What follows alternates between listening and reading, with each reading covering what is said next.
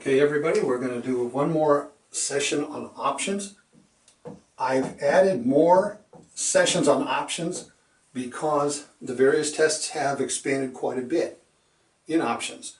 So with this session, I want to get into the three different ways, the three different strategies, the main strategies. There's hedge, speculation, and income. Okay? What do you do when you speculate? Let's get that one out of the way.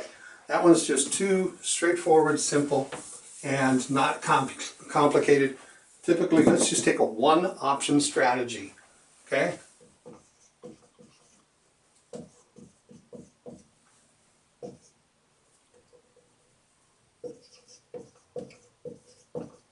There you go. That's speculation. I'm going to buy a call, or maybe I'm going to buy a put. What am I doing? I am speculating on the direction of the market or the direction of a particular stock. Now, the bottom line is most options expire worthless.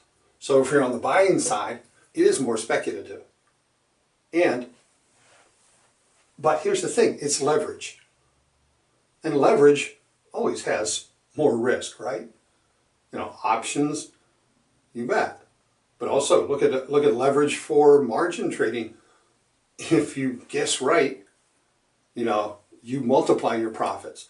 If you guess wrong, you multiply your losses. And the same thing with options. You can buy 4 calls on one, stock and control. Let's say we're going to control, we're buying a call on on Walmart. And it's currently, the strike price is 50. This gives me the right to buy that stock at 50. But I got 4 options I'm buying. So I control 400 shares at 50.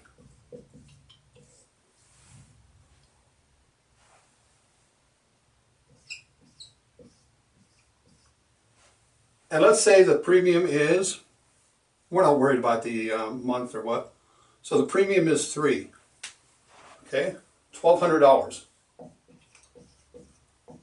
We got 4 options at 3, that's 12, representing 100 an option, 100 shares. So that's 400 shares, $1,200.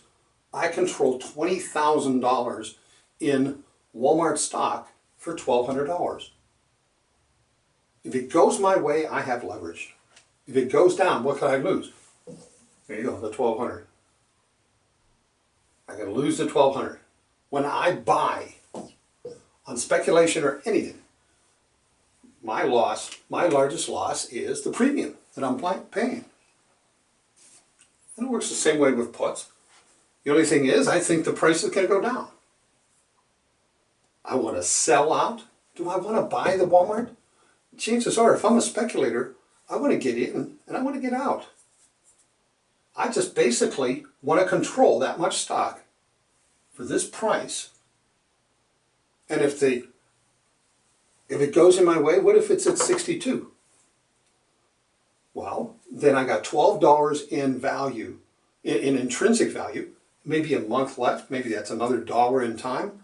So $1,300. What's 13 times 4? 52. $5,200. I just rose 4,000 bucks. That's one heck of a rate of return, and that's what leverage and options will do. But you can also lose your shirt. Get into a rut. It's just like sometimes it feels like it's playing the ponies. You get into a rut. Oh, why did this stock go down? It was so good. Hey, that's investor confidence. You didn't see that. Okay, so that's speculation. Hedge. Let's take the next one. Hedge. You heard the phrase hedge your bets. That's what you're doing with hedge. A hedge is basically a way to protect. It's also insurance. You're getting insurance basically on your portfolio, on your stock. If you had a bunch of all these large companies in your portfolio in 2000 and 2008, and you lost your shirt, or you have clients who lost their shirt, what did you do? You didn't hedge. All you had to do, if they were large companies, buy an S&P, call, or a put, the put, you buy the put. If this goes down, your portfolio may go down, but the puts are going to go up in value. It's hedging, it's insurance. Now, one of the things about hedging, you have to look into, what do you feel about the stock? Do you have intentions of keeping it? Because they're concerned, maybe it's a one stock. Maybe it's IBM and they've always had it in the family.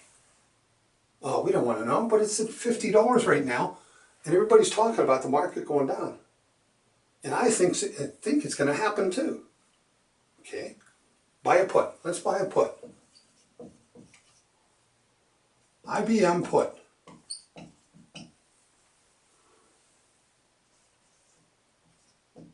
At 2.5. Maybe right now the price is 51. So it's out of the money. That's all time value. And you're worried. If the market goes down really bad, you want to still get your 50 bucks out at least. It'll cost you a little bit, but that's what you're going to do. What if you're right and it goes to 35? Ask yourself this. What if you still have $1 in the value of the time? Okay?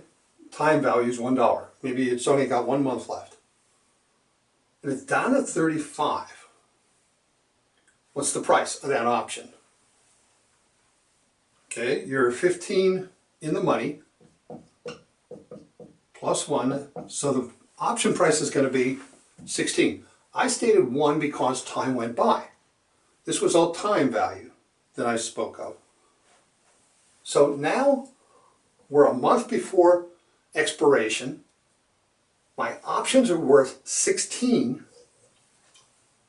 My stock is only worth 35. So the question is, what do I want to do? What do you think about IBM stock?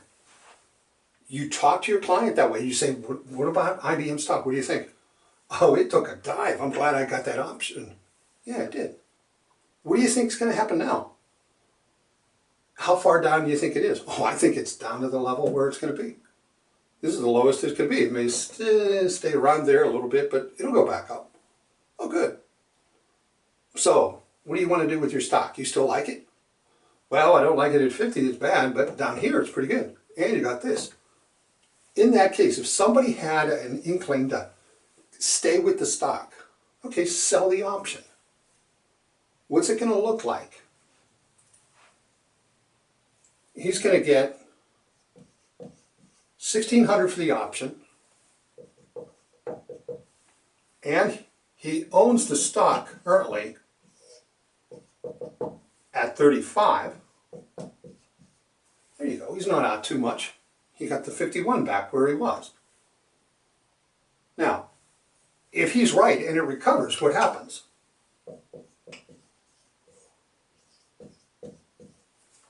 He gets his 15 back too on the cash because he still has the stock. He got the cash from the option. So, just because you're going to buy a put doesn't mean that the stock is unattractive when it's down in the toilet.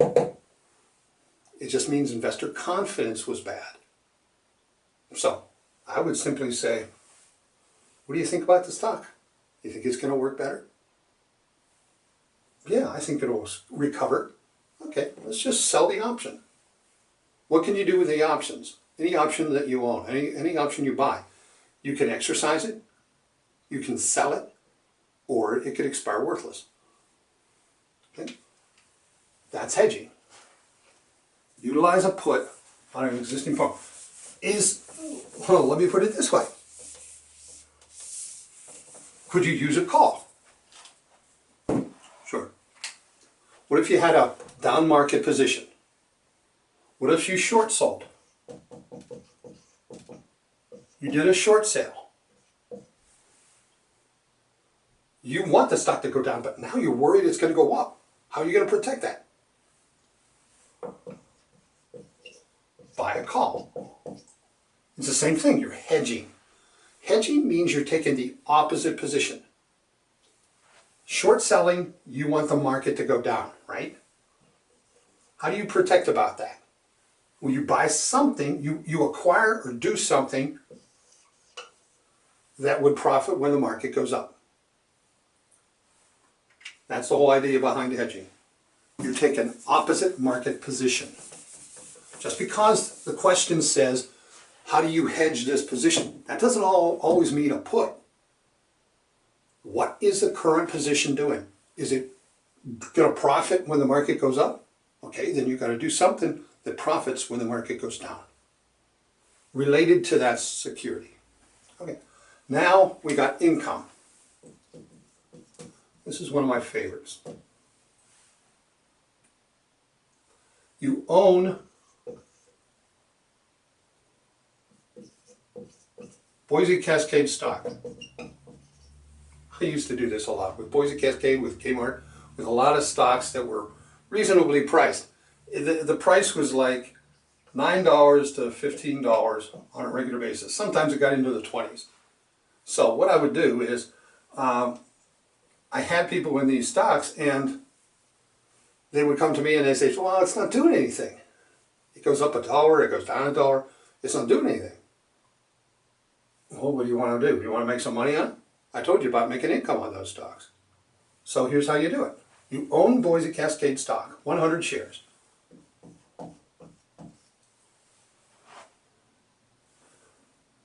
Sell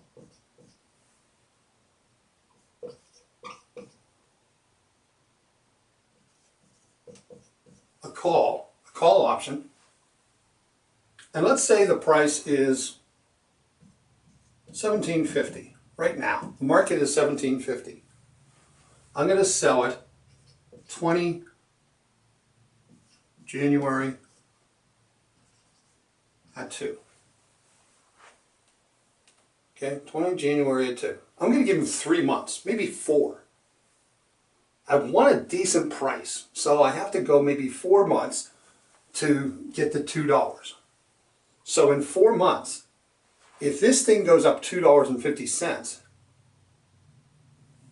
well, that's my profit. I profit between $17.50 and $20. The person who buys this, who I'm obligated to, profits if it goes over. Well, I mean, he pays me $2, but you have to look at anything over 20, that's not mine. It must be his. It's going to help defray some of his cost. So the whole idea about income is a stock that's not doing anything. What happens if this goes to 22, 21, 20, and he exercises it? This is the worst case scenario.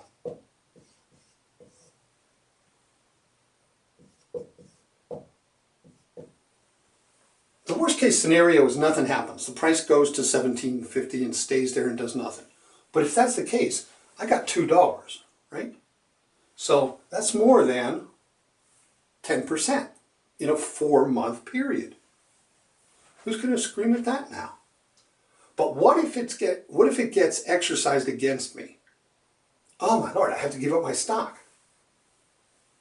If it goes against me, the price went 2 or over 20, which means I got an extra $2.50, and then the premium.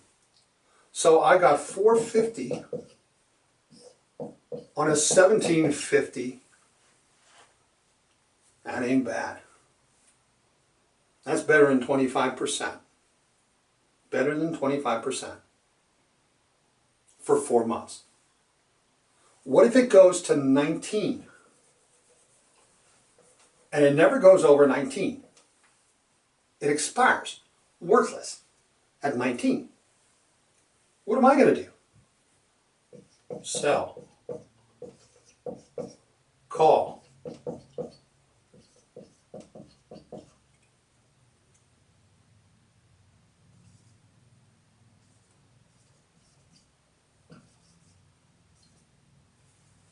sell another one. This time, I'll take the next option. It may be in the middle. It may not be every $5. Down at that price, they typically were at every $2.50. So I'm going to tell them, hey, it went to 19. Great. You got an extra $1.50 and you got that $2. So that deal's done. This expired. My client keeps that. Now his price is 19. We're going to do an option at 22.50, call price, strike price, and we're going to get another $2. So what did we get? We got $2. We got $2. We got some appreciation. And this guy that I sold it to, the person who sold it to, I have an obligation to sell it to him at $22.50. But I keep the $2 anyway.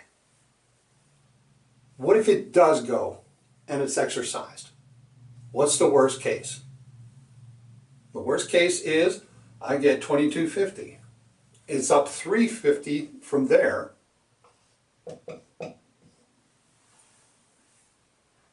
It's up, $1.50 from the other one. So where am I at? $9. $9 in 7-8 months.